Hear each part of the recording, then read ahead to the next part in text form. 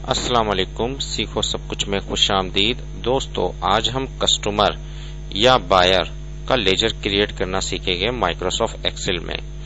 इस वक्त हमारे पास AR ट्रेडर प्राइवेट लिमिटेड एक कस्टमर है जिसको हम बायर भी कह सकते हैं।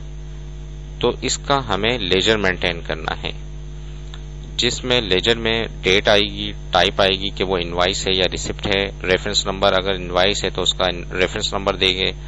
इसके अलावा डिस्क्रिप्शन है, डिस्क्रिप्शन में ओपनिंग बैलेंस आ जाएगा और जो भी सेल करते जाएंगे वो चीजें आ जाएगी, और चेक नंबर जो भी रिसिप्ट करते जाएंगे उसका चेक नंबर आ जाएगा। इसके अलावा डेबिट बैलेंस है, जो भी हम सेल करेंगे तो वो हमारा डेबिट बैलेंस में ऐड होता रहेगा, और जो हम रिसिप्ट करेंगे वो बैलेंस से माइनस होता रहेगा। तो इस तरीके से जो ओपनिंग बैलेंस है वो DR में शो हो रहा है कि ये हमें पेमेंट रिसीव करनी है, ये हमें पेमेंट अभी रिसीव करनी है कस्टमर से, जो कि AR ट्रेडर प्राइवेट लिमिटेड है। जैसे ही वो अगर हम उसको और भी चीज सेल कर देते हैं तो वो इसमें प्लस हो जाएगा, यानी कि वो इस पर प्लस होकर यहाँ आपको डिस्प्ले आ जाएगा कि 35,000 हो गया है। और जैसे ही आप उससे पेमेंट रिसीव करेंगे तो वो आप माइनस कर लेंगे, तो वो ये भी क्या है, DR बैलेंस है, यानी क्या ये हमें पेमेंट रिसीव करनी है अभी 25,000। तो इस तरीके से लेजर हम जो भी है कस्टमर का मेंटेन कर सकते हैं। अब इसकी कैलकुलेशन कैसे की जाती है, इसको समझने के लिए मैं कैलकुलेशन की जितना भी सेल्स वगैरह है उनको मैं डिलीट कर देता हूं और आपको कैलकुलेशन कर दिखाता हूं कि ये कैलकुलेशन करते कैसे है। इस वक्त ये तो चीजें हैं, आपने सिर्फ टाइप करनी है। अच्छा, इस पर टाइप है, इनवाइस है या रिसिप्ट है, जिसका आप ड्रॉप डाउन लिस्ट बना सकते हैं। जैसे मैंने इसमें से इनवाइस होगी तो इनवाइस सेलेक्ट करूंगा और रिसिप्ट होगी तो रिसिप्ट सेलेक्ट करूंगा। ड्रॉप डाउन लिस्ट बनाने के लिए सिंपल आप प्रेस कर सकते हैं Alt+DL। जैसे ही आप Alt+DL प्रेस करेंगे तो आपके पास डेटा वैलिडेशन का डायलॉग बॉक्स आ जाएगा, जिसमें आपने लिस्ट सेलेक्ट करना है और यहाँ जो चीजें आपने डिस्प्ले करवानी है, मैंने इनवाइस कॉमा रिसिप्ट लिख दिया तो इनवाइस और कॉमा यहाँ डिस्प्ले होगा। आप देख सकते हैं इनवाइस और रिसिप्ट सिलेक्ट हो रही है। इस तरीके से अगर कोई भी और भी टाइप हो तो वो आप यहाँ से दे सकते हैं। आइए देखते हैं इसकी कैलकुलेशन कैसे करते हैं। ये हमारा क्या है, एक ओपनिंग बैलेंस है सप्लायर का, और हमें क्या करना है कि फार्मूला लिखना है और = आप टाइप कर दे और इसको सिलेक्ट कर दे जो ओपनिंग बैलेंस है। ओपनिंग बैलेंस में हमें क्या करना है कि जो डेबिट होगा यानी कि वो प्लस होता रहेगा और जो क्रेडिट होगा वो माइनस होगा। तो हम प्लस लिखेंगे और डेबिट को सिलेक्ट करेंगे, क्योंकि वो हमारी सेल हो रही है तो वो प्लस होती जाएगी, और माइनस करनी है किसको, जो हम पेमेंट रिसीव करते जाएंगे वो माइनस करते जाएंगे। तो इसलिए हमने इसको सिलेक्ट कर दिया। देखिए कितना आसान फार्मूला है कि हमने पहले ओपनिंग बैलेंस को सिलेक्ट किया, उसको प्लस करवाया डेबिट से और माइनस करवाया क्रेडिट से। जो जैसे ही हम एंटर करेंगे तो हमारे पास ये आ गया अमाउंट, और हम जैसे इसको ड्रैग करेंगे तो आइए देखते हैं कैलकुलेशन सही हुई है यानी 20,000 हमारा ओपनिंग बैलेंस था, जिसमें हमने उसको सेल किया कीबोर्ड 15,000 का तो 35,000 हो गया। और जैसे ही हमने पेमेंट रिसीव की 10,000 की तो 25,000 यानी कि माइनस हो गया, 25,000 आ गया। और जिस तरीके से हमने LCD सेल की 20,000 की तो पहले 25,000 बैलेंस था तो ये 20,000 प्लस हुआ 45,000 बन गया।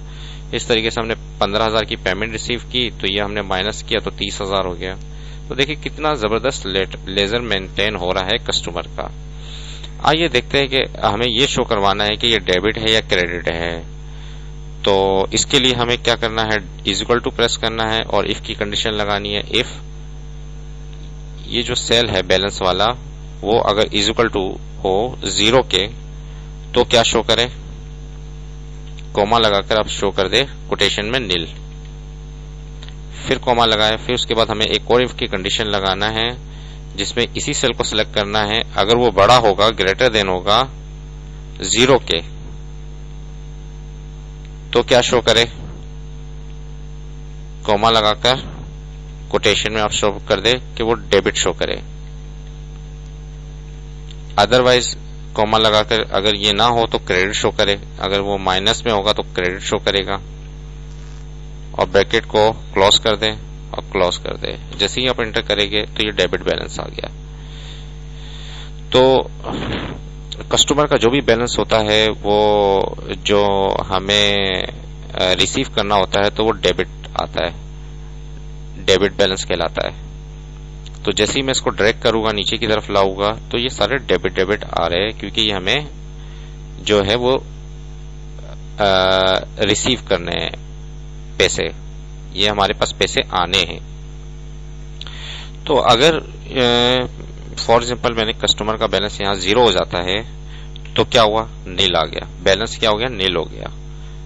फॉर एग्जांपल अगर मैं यहाँ माइनस कर देता हूं, अगर कस्टमर का बैलेंस माइनस में आएगा 25,000 तो क्या शो करेगा, CR, यानी कि क्रेडिट है, यानी कि हमने जो है वो ज्यादा रिसीव कर लिया है कस्टमर से, कस्टमर ने हमें ज्यादा पेमेंट कर दिया, एडवांस पेमेंट कर दी है, तो CR शो होगा। मैं इसको कंट्रोल Z कर देता हूं, नॉर्मल पोजीशन में आ जाता हूं। तो ये आपने देखा कि हमने बैलेंस की कैलकुलेशन की, फिर उसके बाद DR और CR की कैलकुलेशन कर ली है। अब हम यहां भी देख लेते हैं टोटल बैलेंस, हमें इन सब का टोटल करना है। इसके लिए ऑटो सम का फार्मूला बेस्ट है, इज इक्वल टू लगाए, ऑल्ट इज इक्वल टू आप टाइप कर दे, ऑल्ट इज इक्वल टू, जैसे ही आप टाइप करेंगे और सिलेक्शन कर ले जहां कहां से टोटल करवाना है, हमने इन सब का टोटल करवाना है, एंटर कर दिया। और इस तरीके से क्रेडिट बैलेंस को भी टोटल करवाना है, ऑल्ट इज इक्वल टू आप टाइप करें और सिलेक्शन कर ले जहां से आपने टोटल करवाना है।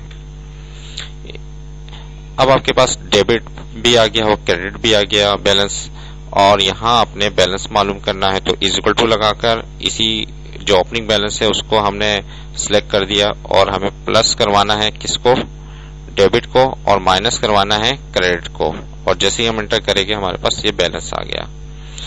देखिए दोस्तों कितना जबरदस्त हमने कस्टमर लेजर, या जिसको बायर भी कहते हैं, बायर लेजर भी कहते हैं, तो वो क्रिएट कर लिया है।